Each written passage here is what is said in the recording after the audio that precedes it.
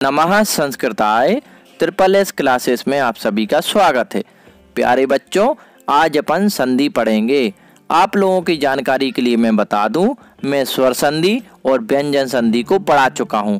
जिसने भी मेरी वो वीडियो ना देखी हो उनको देख ले, क्योंकि उसमें संधि का परिचय, संधि के उदाहरण, अच्छे उदाहरण जो कि प्रतियोगिता परीक्षाओं में पूछे जाते हैं वह मैंने दर्शाए हैं और उन उदाहरण का मैंने विश्लेषण करके बताया है और बहुत अच्छी ट्रिक के साथ में बताया है। एक बार आप लोग देखेंगे ट्रिक के साथ में, आप कभी नहीं भूलेंगे। तो उन संधियों को देख लें। और इसके साथ साथ मैं बता दूं, हिंदी और संस्कृत की संधि में कोई विशेष अंतर नहीं होता है। हिंदी वाले अभ्यर्थी भी इस वीडियो को देख सकते हैं और जिसको वीडियो अच्छी लगे वो वीडियो को लाइक करे, सब्सक्राइब कर ले और अधिक से अधिक अपने मित्रों तक शेयर करे। तो चलिए अब अपन बढ़ते हैं विसर्ग संधि की ओर। आज अपन पढ़ेंगे विसर्ग संधि ही। चलिए विसर्ग संधि की परिभाषा जान लेते हैं। विसर्ग संधि की परिभाषा है, विसर्ग के साथ स्वर अथवा व्यंजन के मेल पर जो परिवर्तन होता है उसे विसर्ग संधि कहते हैं। विसर्ग के साथ जो स्वर या व्यंजन का मेल होगा और जो परिवर्तन होगा तो उसे क्या कहेंगे? विसर्ग संधि कहेंगे। इस बात को आप लोग जान लीजिए। विसर्ग संधि के कई नियम हैं। चलिए पहला नियम देखते हैं। पहला नियम कहता है, यदि विसर्ग के बाद चा अथवा छा हो तो विसर्ग के स्थान पर सा हो जाएगा, तालव्य सा हो जाएगा, चा हो या छा हो। चलिए देखते हैं उदाहरण के द्वारा।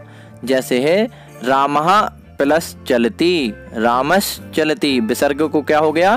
तालव्य सा हो गया।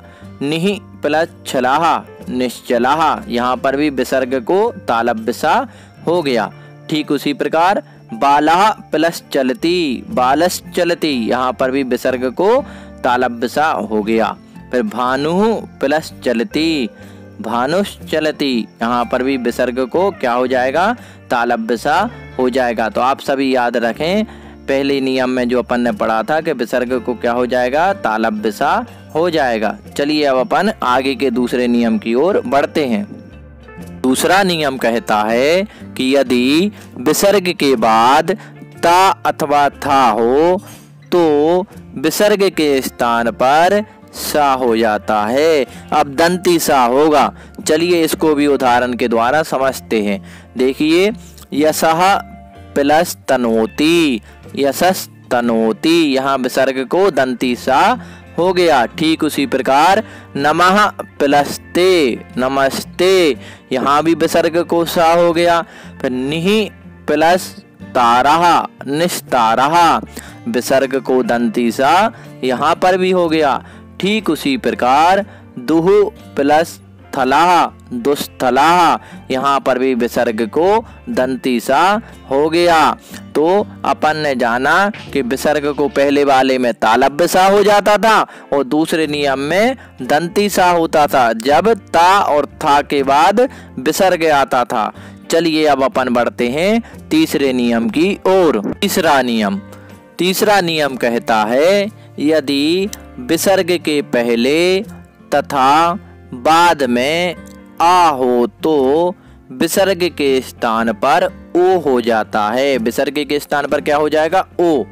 एवं जो आ वर्ण होता है उसका पूर्व रूप हो जाता है। अपन ने पढ़ी थी ना पूर्व रूप संधि, अपग्रह हो जाता था, वही अपग्रह हो जाएगा आ वर्ण के स्थान पर।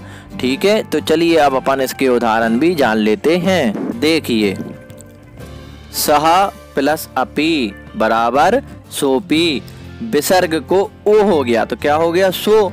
और जो भाई आ था उसको अपग्रह हो गया तो अपग्रह आपको दिखाई दे रहा है। फिर कहा प्लस अयम बराबर कोयम, यहाँ पर विसर्ग को ओ और आ को अपग्रह। ठीक उसी प्रकार सह प्लस अस्ति बराबर सोस्ती, विसर्ग को ओ हो गया तथा आ को क्या हो गया? अपग्रह हो गया। यही हमारी डेफिनेशन कहती थी। अपन ने सभी उदाहरण देखे कि विसर्ग को ओ हो रहा है तथा जो आ था बाद में उसको क्या हो रहा है? उसको अपग्रह हो जा रहा है। चलिए अब अपन आगे बढ़ते हैं फोर्थ नियम की ओर। नियम 4 क्या कहता है, यदि विसर्ग के पहले आ हो तथा बाद में आ को छोड़कर कोई भी स्वर हो तो विसर्ग का लोप हो जाएगा। विसर्ग के पहले आ होना चाहिए और विसर्ग के बाद आ को छोड़कर कोई भी स्वर हो, तब होगा विसर्ग का लोप। चलिए इसको भी उदाहरण के द्वारा अपन लोग समझ लेते हैं।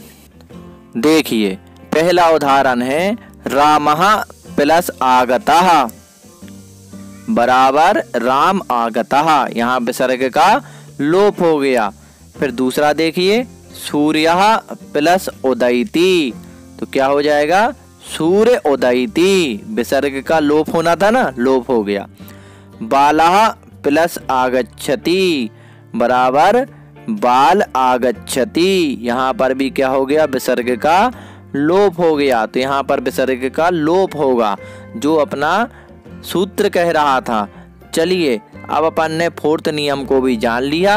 अब आगे के जो बचे हुए नियम हैं वह अपन पार्ट 2 में जानेंगे। जिसको भी जो भी उदाहरण समझ ना आया हो या कोई नियम समझ में ना आया हो वह मुझसे कमेंट करके पूछ सकता है, मैं उसके जवाब दूंगा। आप लोगों को फिर बता दूं, आप लोग पहले की वीडियो देखिए जिसमें बहुत ही आसान ट्रिक के द्वारा मैंने सभी संधियों को पढ़ाया है, आपको एक बार में समझ में आ जाएगी। और जो भी समझ में ना आए मुझे कमेंट करके पूछ ले।